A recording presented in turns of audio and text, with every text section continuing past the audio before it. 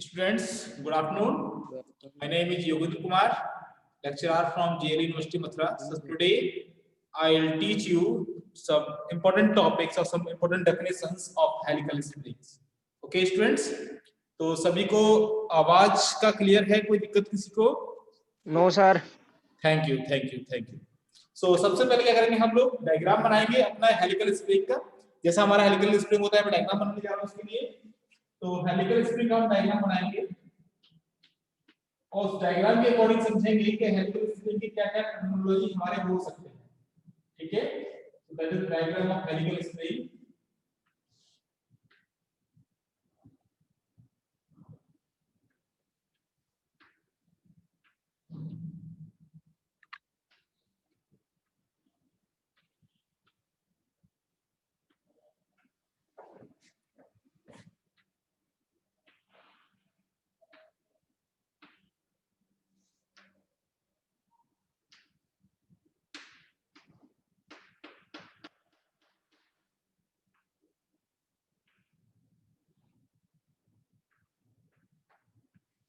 Listen, it is the diagram of helical spring. You can see. और मैं बात कर रहा हूँ हेलिकल स्प्रिंग की, तो सबसे पहले हम बात करेंगे कि जब हम बात करेंगे हेलिकल स्प्रिंग की,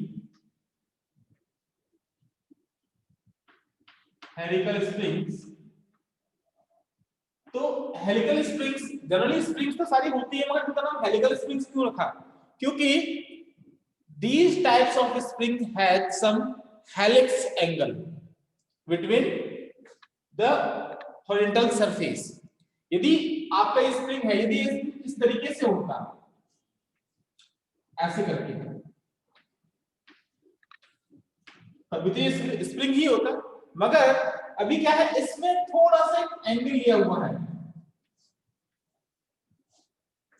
तो एक एंगल पे आपका एक ये जो कॉइल्स हैं वो आपने बाइंड की हुई है, तो that's why it has some helix angle, so it is known as helical springs. Okay, तो हेलिकल स्प्रिंग में यहाँ जो आपका एंगल होता है, ये जो आपका वर्टिकल से ये हॉरिजॉन्टल सरफेस आपका डिनोट है, इससे जो एंगल आपका होगा, ये आपका एंगल डिनोट किया था आपका अल्फा से, इसे डिनोट करते हैं किससे? अल्फा से। It is known as helix angle, helix angle. Okay, so according to this helix angle, it can be divided into two groups. इनको हम दो ग्रुप में डिवाइड कर सकते हैं या दो तरीके से क्लासिफाई कर सकते हैं। So number 1 is closed coil helical spring, and number 2 is open coil helical springs.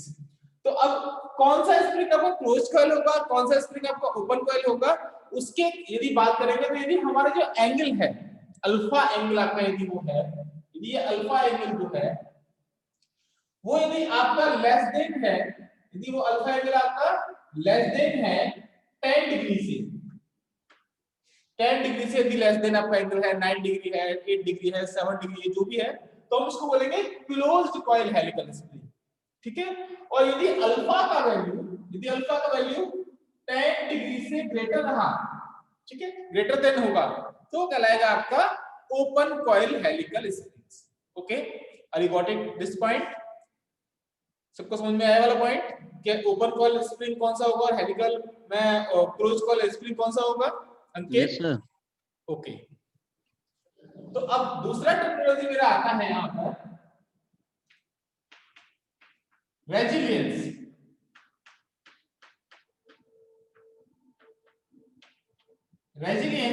It is also known as strain energy.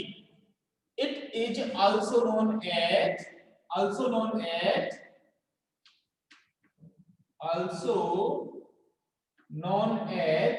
strain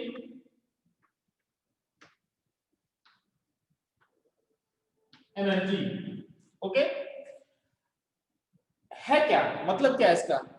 It is the amount of energy that can be stored in a spring due to their deflection or due to their application of load. कि यहां मैं जब load इस पे लगाता हूं, जब मैं यहां पर कोई लोड लगाता हूं, तो इस लोड की हेल्प से इस लोड के एप्लीकेशन की वजह से आपका ये स्प्रिंग कुछ देर अमाउंट में डिफ्लेक्ट होता है।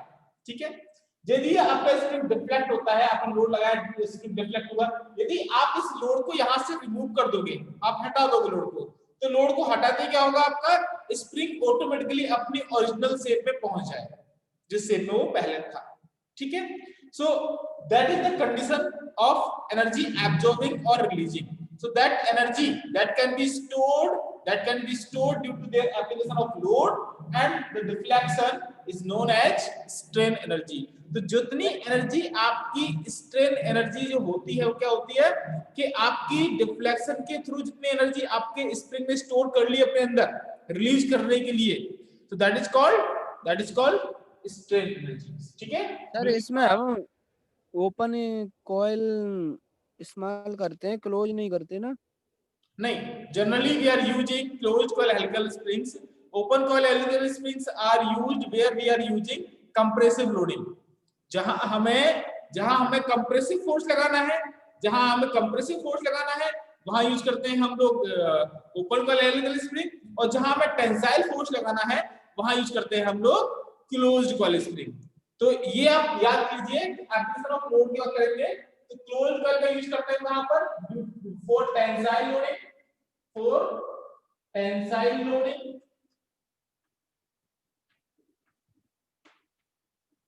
and for compressive loading we are using open coil helical spring for compressive loading. Very good question. ठीक है, सिलेबस में आपका सिर्फ क्लोज कॉइल है, बात अलग है, मगर ये हमारा होना चाहिए कि where we are using close coil helical spring and where we are using open coil helical springs. Okay student, so the definition of resilience means the amount of energy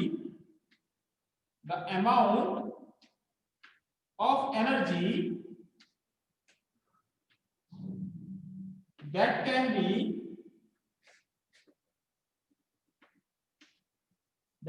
be stored बोले या फिर से आप absorb बोले, बातें किए, that can be stored in a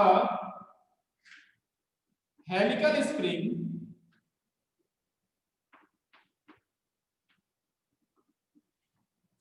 due to their deflection or application of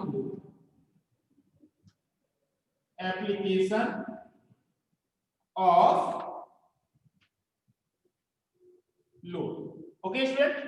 तो अब यदि कभी-कभी क्या होता है कि कभी-कभी आपसे इस रेजिलियंस का फॉर्मूला पूछ लिया जाता है कि what will be the formula to find out the value of strain energy in a helical spring, कि हेलिकल स्प्रिंग में स्ट्रेन एनर्जी की वैल्यू कितनी होगी, अमाउंट क्या होगा, फॉर्मूला क्या होगा, जिससे हम वैल्यू फाइंड कर सकें कि भाई इतना अमाउंट में आपका हेलिकल स्प्रिंग में एनर्जी स्टोर हो रही है। ठीक है, तो ये पता करने के लिए हम लोग एक फॉर्मूला ड्राइव करेंगे। ठीक है, इससे सिंपल फॉर्मूला है that can be used to drive the equation for finding out the value of resilience in term of their designing procedures. तो देखिए हमारा फॉर्मूला होता है strain energy it is noted by U equal to 1/2 T theta. इसे मैं generally याद रखता हूं इस तरीके से कि हाफ टी थीटा। सो हमें यहाँ पर हाफ टी थीटा की वैल्यू निकालनी है, तो U इक्वल टू आपका यहाँ हो गया U इक्वल टू आपका हो गया हाफ टी थीटा। ठीक है, तो मुझे यहाँ क्या चाहिए, मुझे T और थीटा की वैल्यू चाहिए, मुझे क्या चाहिए, T और थीटा की वैल्यू चाहिए। तो हमारे पास क्या था, हमारे पास एक चीज थी दैट इज टॉर्जन इक्वेशन हमारे पास था। तो with the help of torsion equation we can easily find out the value of T means torque and theta means angular twist. So it will be T upon J Q upon R, Q को आप small लिखो, capital लिखो, आपकी मर्जी है, कोई दिक्कत नहीं है। Equal to G theta upon L. Okay, तो यहां पर क्या करोगे, एक बार आप यूज करोगे T upon J Q upon R वाला इक्वेशन, जिससे आपको क्या मिल जाएगा, जिससे आपको मिल जाएगा टी का वैल्यू, तो it will be T equal to Q into J upon R. ठीक है, और एक आपका इक्वेशन यूज करना है आपको Q upon R G theta upon L वाला। ठीक है, इससे आपको क्या मिल जाएगा, इससे आपको मिल जाएगा theta equal to Q into L upon G into R. Okay, यहां आप आर को स्मॉल कर लीजिए ताकि आपको कंफ्यूजन ना रहे।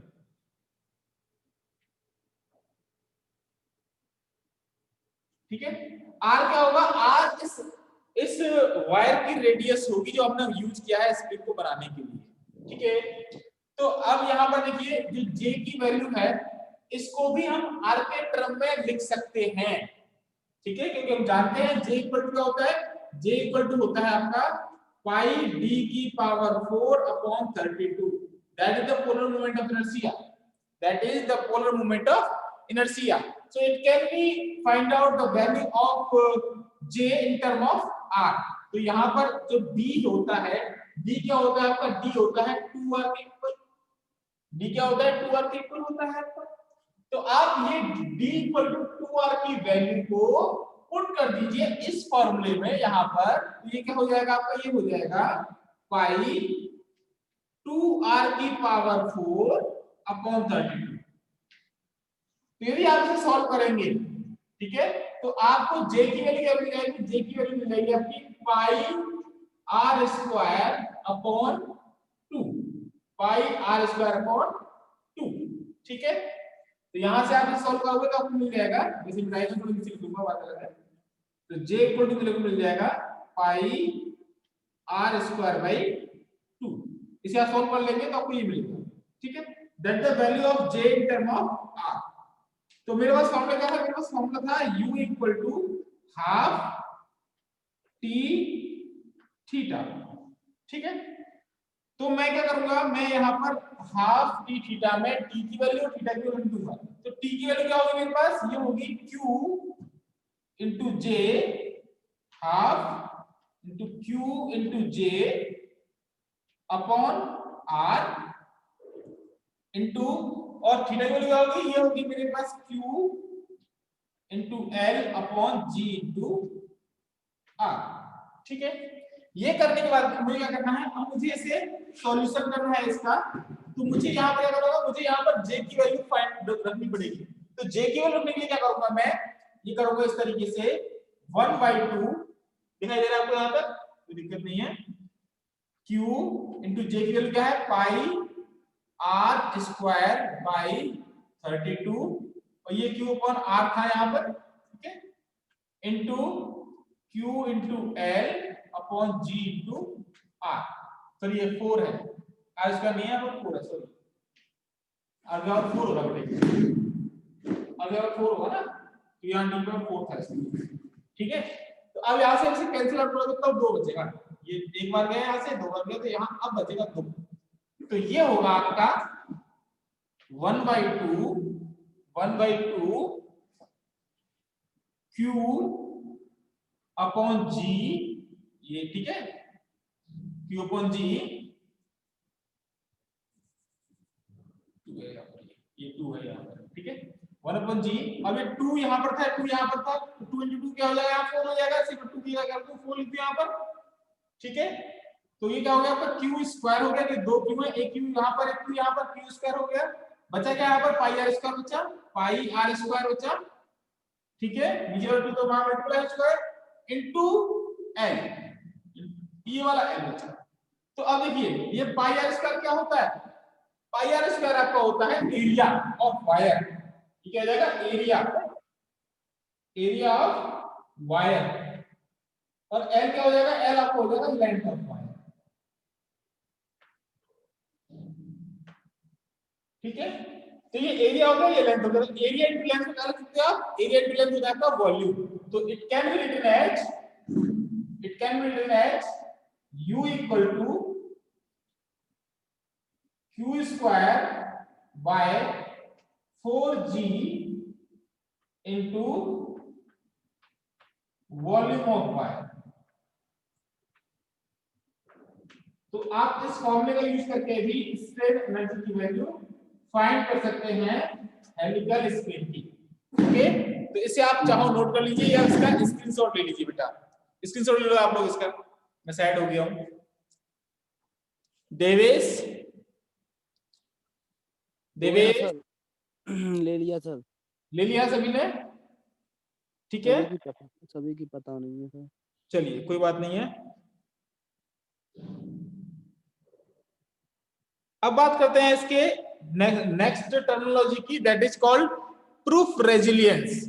सर हाँ sir, E equal to Q square upon 4G, volume of क्या लिखा है sir? Wire, WIRE। Wire.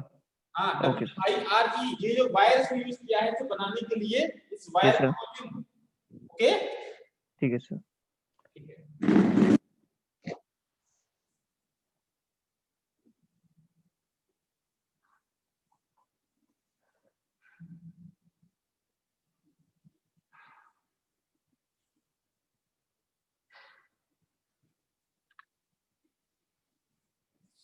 Sir college कब ओपन हो रहे हैं कुछ पता है? बेटा अभी नहीं पता। So next topic is that number 2, proof resilience. Proof resilience. What is the meaning of proof resilience? It is nothing. It is the maximum amount of energy that can be stored in a spring without any permanent deformation. Okay? जब हम किसी spring पर load apply करते हैं, ये spring है मेरा, इस पर मैं लोड अप्लाई कर रहा हूं, तो लोड अप्लाई करते टाइम इसमें मैं मैक्सिमम लोड जितना लगा पाऊंगा वो क्या होगी, इसकी अल्टीमेट लिमिट होगी, या कह सकते हैं इसकी लास्ट लिमिट होगी, और उस लिमिट तक ये कितना एनर्जी स्टोर कर सकता है अपने अंदर। सो दैट इज, उस टाइम जो इसकी एनर्जी स्टोर हुई, that energy is known as proof resilience. Okay, कब तक? जब तक उसमें कोई परमानेंट डिफॉर्मेशन नहीं होना चाहिए, मतलब जैसी वो पहले थी, यदि लोड को हटा दूं तो पहले भी बाद में वो कैसी होनी चाहिए, पहले जैसी ही हो जाए, उसके शेप और साइज में, उसके डायमीटर में, उसकी लेंथ में कोई चेंज नहीं आना चाहिए। ठीक है, सो that is the maximum amount of energy, the maximum amount of energy that can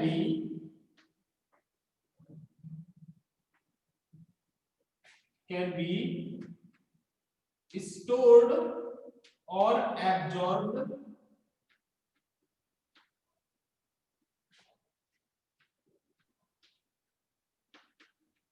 in a helical spring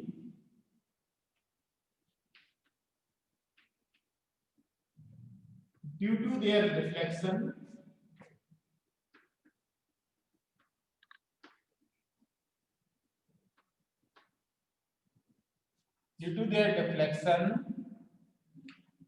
without any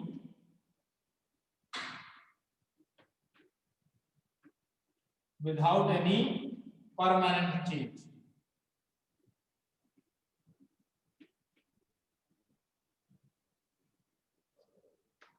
Permanent change. So that is the definition, that is the proper definition for proof resilience. Okay, formula इसका वही होगा जो भी आपने use किया था, formula इसका वही होगा जो भी आपने यूज किया था, बट उस फॉर्मूले की मैक्सिमम वैल्यू क्या हो सकती है वो डिपेंड करता है। ठीक है, तो वॉल्यूम ऑफ वायर इसका कांस्टेंट होगा, तो Q जो होगा इसका वो मैक्सिमम कितना स्ट्रेंथ है, कितना इसका शियर स्ट्रेस है, उसके अकॉर्डिंग हम फाइंड कर सकते हैं। नेक्स्ट आपका आता है स्टिफनेस।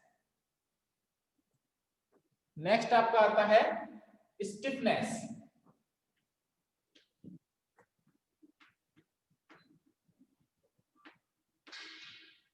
स्टिफनेस को हम इंग्लिश में हिंदी में बोलते हैं कड़ापन।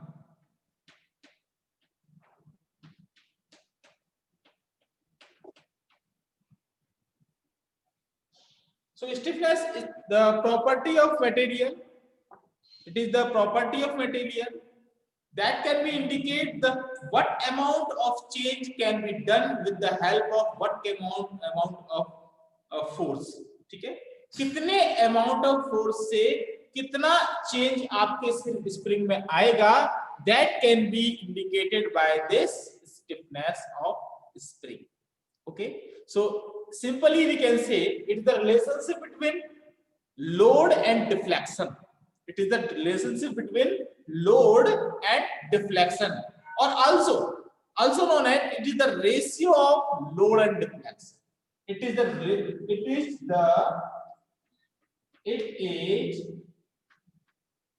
ratio of load applied to their respective deflection.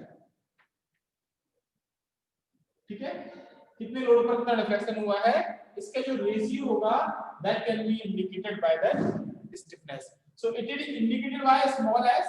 It is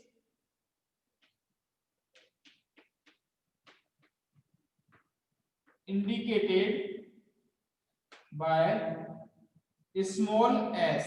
ठीक है, या तो इसे स्मॉल से इससे दिखाएंगे और स्मॉल k, ये कैपिटल के आप जैसे चाहो सब कीजिए, जैसे k से भी हम लोग दिखाते हैं। ठीक है, तो इसका फॉर्मूला क्या होगा, स्मॉल s और k stiffness will be equal to load upon deflection. ठीक है, W अपॉन डेल। ठीक है, और इसका यूनिट क्या हो जाएगा, W का यूनिट क्या होता है न्यूटन, और इसका यूनिट क्या होगा mm या मीटर। ठीक है, तो इसका यूनिट क्या होगा, यूनिट विल बी, यूनिट क्या लिखा हूं मैं, यूनिट विल बी न्यूटन पर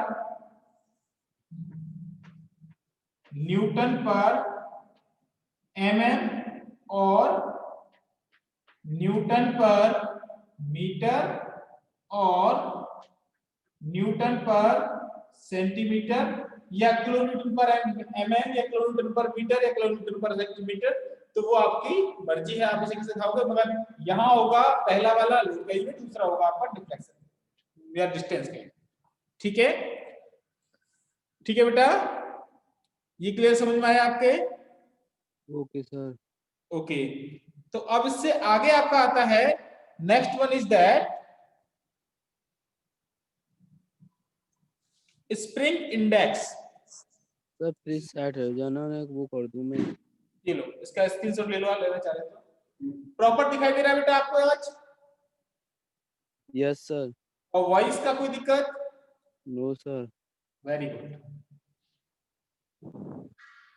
आज अलग से एक और माइक यूज कर लिया है वॉइस के लिए, ताकि दिक्कत ना आए वॉइस में, क्योंकि कल मैंने माइक यूज नहीं किया था, माइक अवेलेबल नहीं था, तो अभी इसमें क्या है अलग से एक और माइक यूज कर लिया है। सब प्रॉपर आ रहा है, अच्छा लग रहा है पढ़ने में। ओके, क्लास वाला फीलिंग आ रहा है ना? ठीक है। So can I reach it? बता दो इसे? Okay sir. So next topic is that spring index.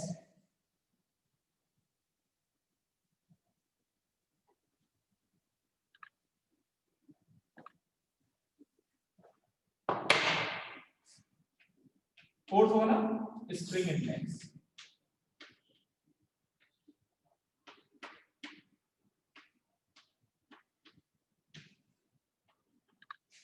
It is noted by capital C. Capital C. Okay, तो क्या हुआ ये, कि मेरा ये स्प्रिंग है, ठीक है, इस स्प्रिंग का एवरेज डायमीटर क्या रहता है, मतलब इसके सेंटर लाइन बना दी जाए जहां आपका ये आपको स्प्रिंग दिख रही है ऐसे करके, तो इस स्प्रिंग का ये क्या होगा, ये इसका एक एवरेज डायमीटर हो जाएगा, ठीक है, कैपिटल डी हो गया आपका एवरेज डायमीटर हो गया। और दूसरा वाला क्या, दूसरा इस वाई का डायमीटर जो आपने यूज किया है इसे बनाने के लिए, that is noted by small d, ठीक है। So according to diagram,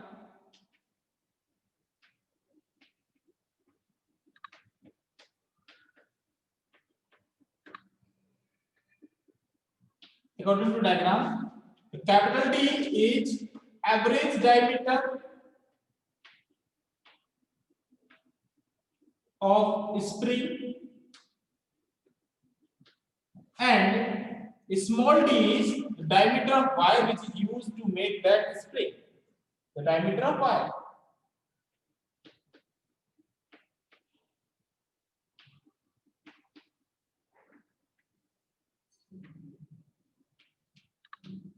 Okay, so spring index is nothing, it is the ratio of average diameter of spring to the diameter of wire. Okay, so spring index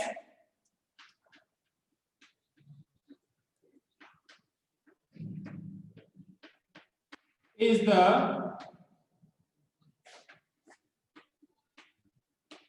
ratio of capital D and small d, capital D and small d. So it will be C equal to capital D upon small d. ये आपका होता है unit less, कोई unit नहीं होती इसकी, ठीक है, क्योंकि यहाँ डायमीटर जो है वो भी आपका लेंथ वाली यूनिट यूज करेगा और ऊपर वाला नीचे वाला डायमीटर वो भी आपका लेंथ वाली यूनिट यूज करेगा।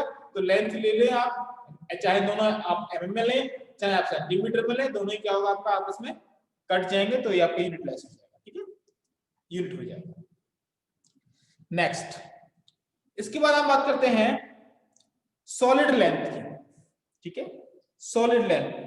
तो what will be the solid length of this spring, कि यदि मेरा ये हेलिकल स्प्रिंग है तो इसकी सॉलिड लेंथ यदि आपसे पूछूं तो क्या होगी, ठीक है, सॉलिड लेंथ यदि आपसे पूछता हूं तो क्या होगी, इसका मतलब ये है कि जब ये स्प्रिंग की सारी कॉइल्स आपस में चिपकी हुई होंगी, जब स्प्रिंग की सारी कॉइल्स आपस में चिपकी हुई होंगी, ठीक है, तो वो उसकी सॉलिड लेंथ कहलाएगी, ठीक है। सो मैं लिख देता हूं यहां पर, डस्टर का गया, fifth one is solid length. Okay, so solid length is nothing, it is the length, it is the length when unloading, ठीक है, it is the length when unloading the spring, मतलब हम जब स्प्रिंग को unload कर देते हैं उस टाइम जब की स्प्रिंग लेंथ होती है, that length is known as solid length, ठीक है। या फिर कह सकता हूं कि the minimum vertical length of a spring, the minimum vertical length of a spring is known as solid length, ठीक है, the minimum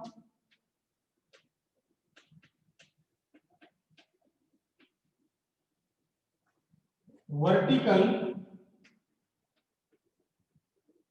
length of a spring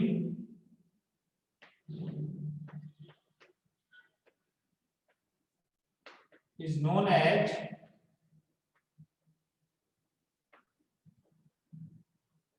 solid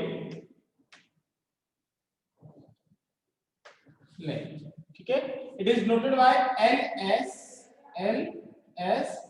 it will be LS equal to D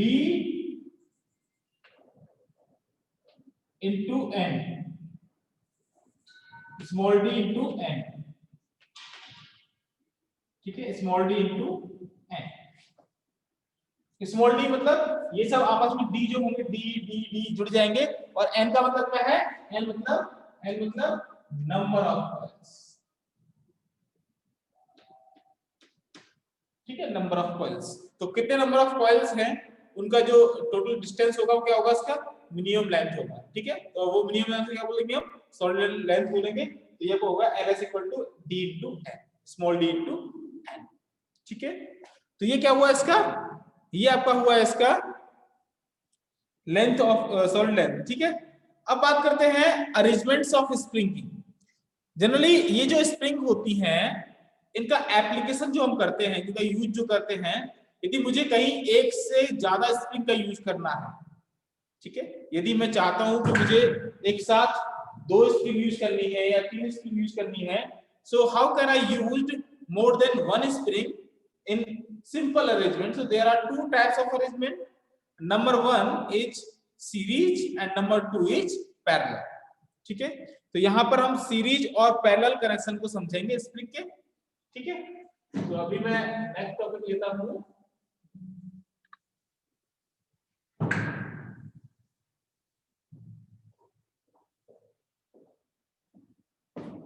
sir screenshot लिया नहीं है हमने।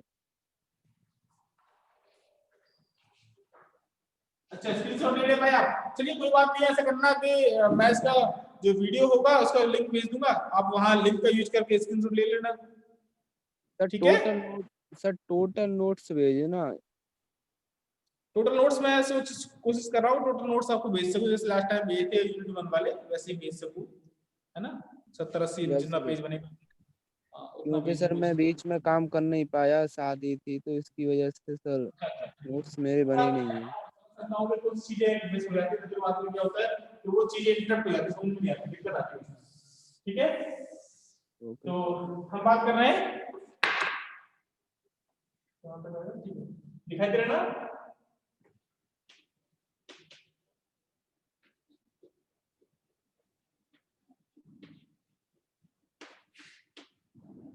Arrangements of helical springs.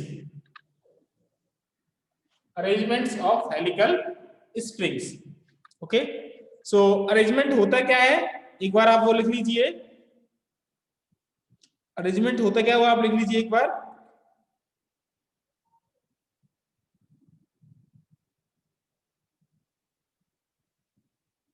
Arrangement का मतलब होता है generally composition of spring. It is also known as, it is also known as composition of spring, या इसे कंपोजिट स्प्रिंग बोलते हैं, या इसे कंपोजिट स्प्रिंग भी बोलते हैं। क्या सर?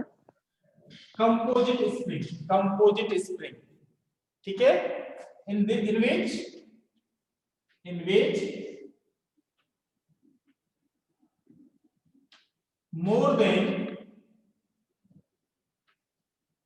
one spring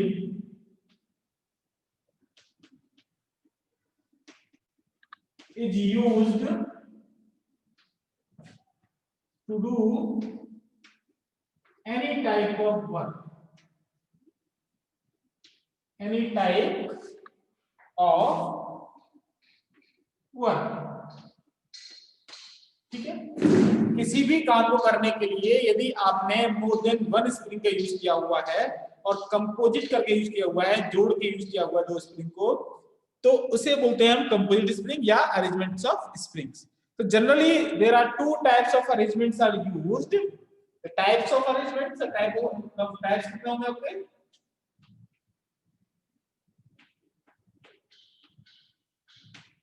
टाइप्स आपके होंगे 2 टाइप के, नंबर 1 एंड नंबर 2। चलो लेता हूँ, छोटा हो गया। चलिए So number one is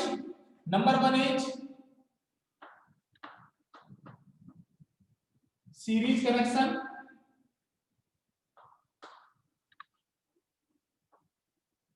and number two is parallel connection.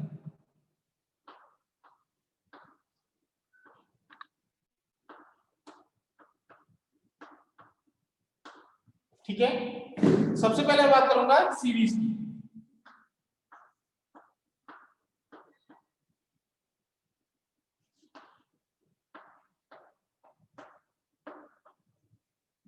ठीक है,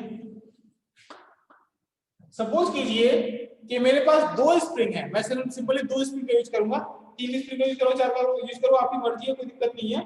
ठीक है ना, मैं सिर्फ दो स्प्रिंग का यूज करके आपको बता दूंगा, ताकि दो से ही हम क्लियर कर लेंगे चीजों को। आप चाहो तीन यूज करो, चार यूज करो, आपकी मर्जी है, कोई दिक्कत नहीं है। ठीक है, सपोज कीजिए कि ये मेरा एक स्प्रिंग है जो कि आपका यहाँ पर फिक्स किया हुआ है, ये मेरा एक स्प्रिंग हो गया।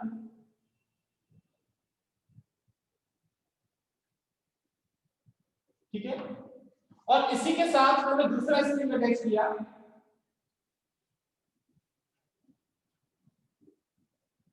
और इस पर कंबाइंडली दोनों पर मैंने W लोड अप्लाई कर दिया। ठीक है, जैसा कि हम साफ्ट प्रोग्राम देखते थे वैसा ही हुआ। तो अब देखिए होगा क्या, इस W लोड से आपका क्या होगा, इस W लोड से आपकी स्प्रिंग में डिफ्लेक्शन होगा। इस दोनों स्प्रिंग में, ये स्प्रिंग नंबर 1 है मेरा, ये स्प्रिंग नंबर 2 है मेरा, इन दोनों स्प्रिंग में क्या होगा, डिफ्लेक्शन होगा, डेल डिफ्लेक्शन होगा। मैं तो बात करूं कंबाइंड डिफ्लेक्शन की। मगर बात की जाए तो हमने जो स्प्रिंग यूज की है, हो सकता है कि इसका शेप एंड साइज अलग हो, इसका शेप एंड साइज अलग हो, तो उसके हिसाब से यदि मैं बात करूं तो इसका जो स्टिफनेस की वैल्यू होगी, स्मॉल s1 की जो वैल्यू होगी वो s1 मान ली मैंने स्टिफनेस, और इसका स्टिफनेस मान लिया मैंने क्या, स्मॉल s2, स्मॉल s2। ये S1 और S2 है। यदि इसके S1 और S2 अलग अलग हैं, लोड तो दोनों का सेम ही है। जब लोड दोनों का सेम है, S1 S2 अलग अलग है, तो भैया इनके डिफ्लेक्शन भी अलग अलग ही होंगे। ये क्लियर है या नहीं? कोई बताओ मेरे को कि यदि पक्का क्लियर है? Yes sir. ओके, तो यदि इनके डिफ्लेक्शन अलग अलग होंगे तो मैं लिख सकता हूं कि ये इसका डिफ्लेक्शन क्या होगा, इसका डिफ्लेक्शन होगा del 1 और इसका डिफ्लेक्शन होगा del 2। ठीक है, ये S1 S2 है ऊपर वाले स्टिफनेस, और ये del 1 del 2 क्या है, इसके डिफ्लेक्शन है। सो फ्रॉम डायग्राम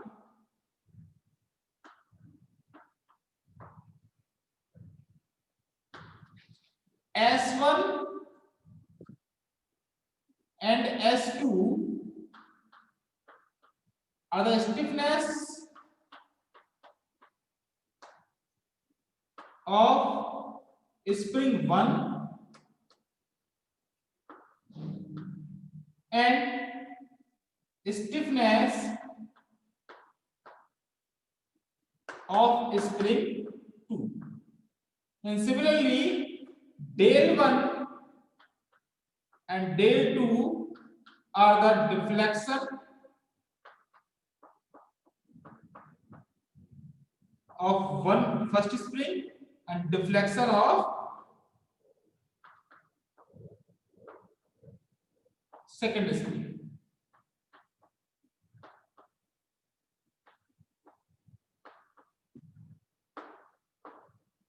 ठीक है, ठीक है बेटा, ये क्लियर है चीज। तो अब देखिए यहां W लोड लगाया, तो ये W लोड क्या करेगा, ये W लोड तो जितना इफेक्ट इस पे कर रहा है उतना इफेक्ट इस पे करेगा, मगर इस W लोड की हेल्प से इसमें del 1 चेंज आएगा और इसमें del 2 चेंज आएगा। तो मैं कह सकता हूं कि इन दोनों में जो चेंज आएगा, इन दोनों में चेंज जो आएगा वो इस कंपोजिट स्प्रिंग के चेंज के बराबर होगा। मतलब कि ये जो कंपोजिट चेंज होगा या कंबाइंड चेंज होगा, कंबाइंड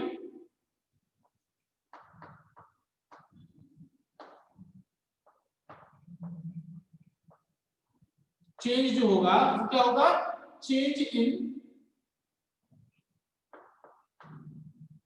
1 प्लस चेंज इन 2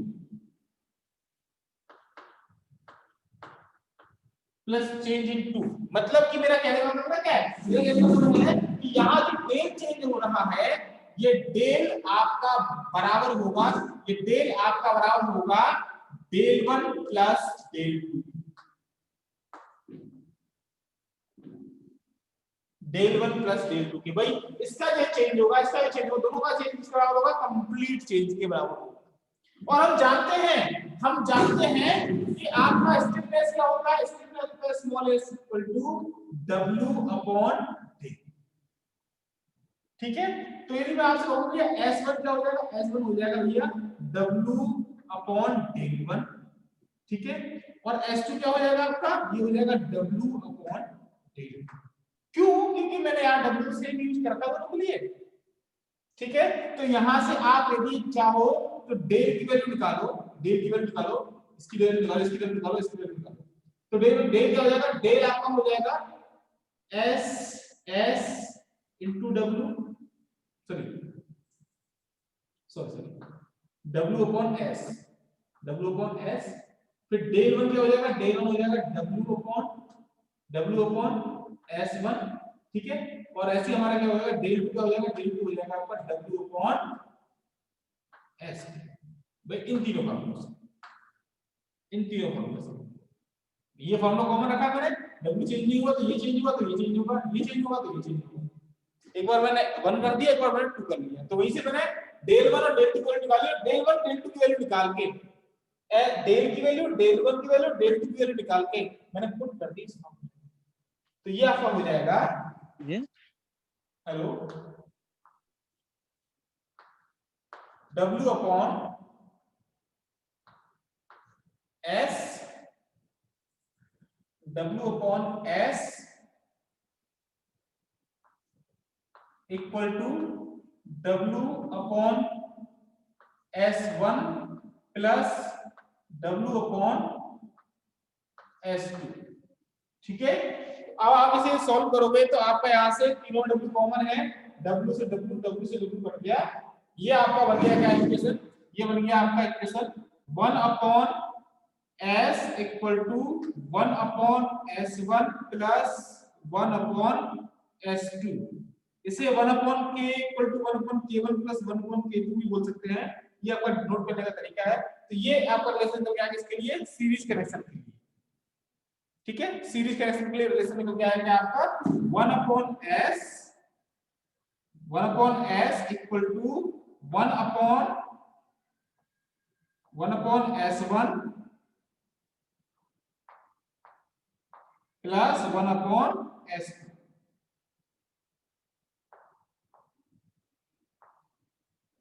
ठीक है। इसका स्क्रीनशॉट लेना जल्दी से, तुरंत इसका स्क्रीनशॉट लो, अप्लाई जल्दी से, हो गया सर, हो गया। ठीक है। अब मैं बात करूंगा ऐसे ही पैरेलल कनेक्शन की,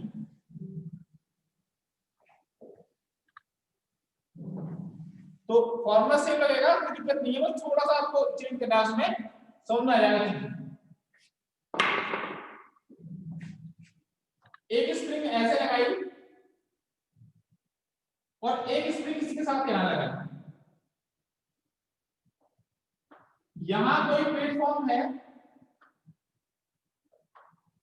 और यहां एक आपका दोनों फिक्स स्प्रिंग हो रही है, that is known as parallel connection.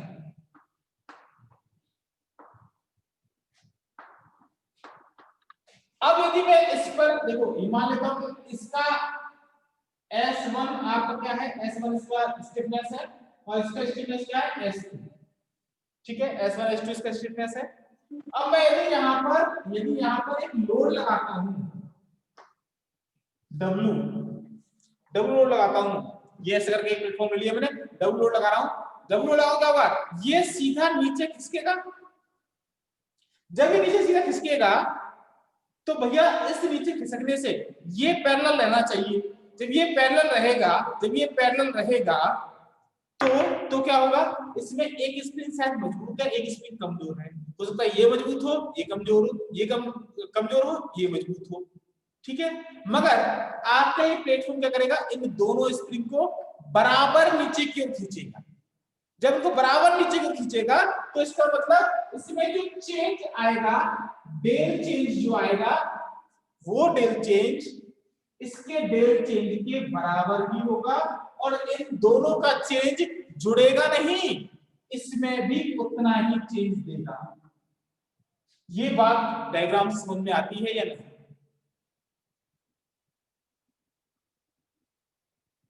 बताओ बेटा। वहां दोनों को मैंने जोड़ दिया था, यहां ये डेल चेंज में जोड़ नहीं रहा हूं, क्यों? क्योंकि वो बराबर रहेगा। बच्चों बताओ, किसी को कोई दिक्कत हो, इसमें डाउट हो तो बताओ। No sir.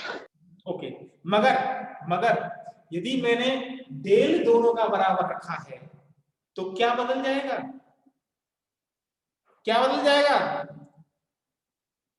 क्योंकि एक कमजोर है और एक मजबूत, मतलब थोड़ा सा मजबूत है। सर ये कैसे पता चले कमजोर कौन सी है मजबूत कौन? क्योंकि दोनों का स्टिफनेस अलग अलग है। जिसका स्टिफनेस ज्यादा होगा वो मजबूत होगा, जिसका स्टिफनेस कम होगा वो कमजोर होगा। ठीक सर, ठीक।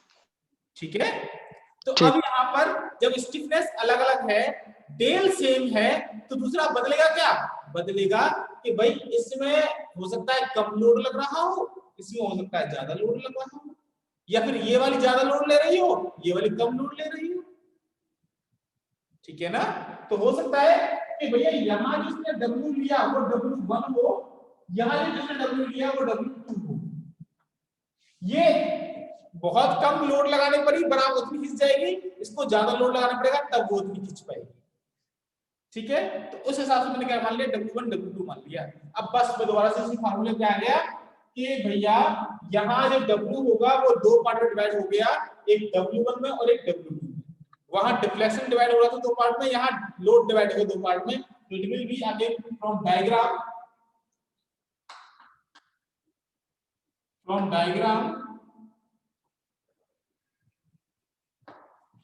W1 and W2, the load on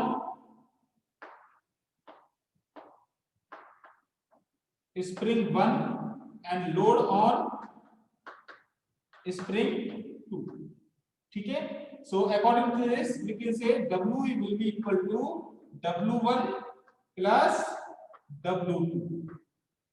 ठीक है, तो मैं दोबारा से फॉर्मूला पे जाऊं तो हमारा फॉर्मूला क्या है? हमारा फॉर्मूला है कि भैया स्मॉल s इक्वल टू होता है W अपॉन डेल। यदि मैं कह दूं तो भैया ये S1 है तो W1 अपॉन डेल लिख दूंगा मैं, यहां डेल चेंज नहीं हो रहा है, ध्यान रखना। और यदि मैं इसे S2 कहूंगा तो क्या होगा? ये होगा W2 अपॉन डेल। तो अब यहां से डेल और डेल या तो यहां W की, W1 की, W2 की वैल्यू निकालो, W की, W1 की, W2 की वैल्यू निकालो। क्या निकलेगी? W आपका हो जाएगा S इंटू डेल, W1 आपका हो जाएगा S1 इंटू डेल, और W2 आपका हो जाएगा S2 इंटू डेल। उठाओ तीनों वैल्यू और रख दो इस इक्वेशन में, तो ये आपको हो जाएगा S into del equal to S1 into del plus S2 into del. तो क्या कॉमन है? डेल से डेल कैंसिल, तो it will be S equal to S1 S2 बचेगा plus S2। That is the formula for spring index, spring constant, या कह सकते हो कि आपका S की क्या थी हमारी? S का स्टिफनेस, तो stiffness for parallel springs, parallel correction. ठीक है, तो ये दो चीजें हमें आज समझनी थी। पैरेलल के लिए ये होता है और सीरीज के लिए क्या होता है? 1/s equal to 1/s1 plus 1/s2। So thank you class, अभी मिलते हैं थोड़ी देर बाद नेक्स्ट क्लास में। Thank you everyone. Sir. Screenshot ले रहा हूँ।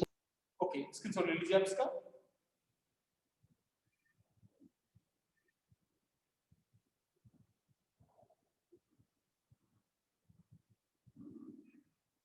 हो गया बेटा complete?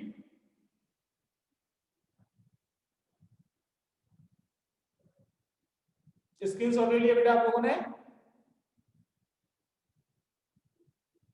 So thank you everyone.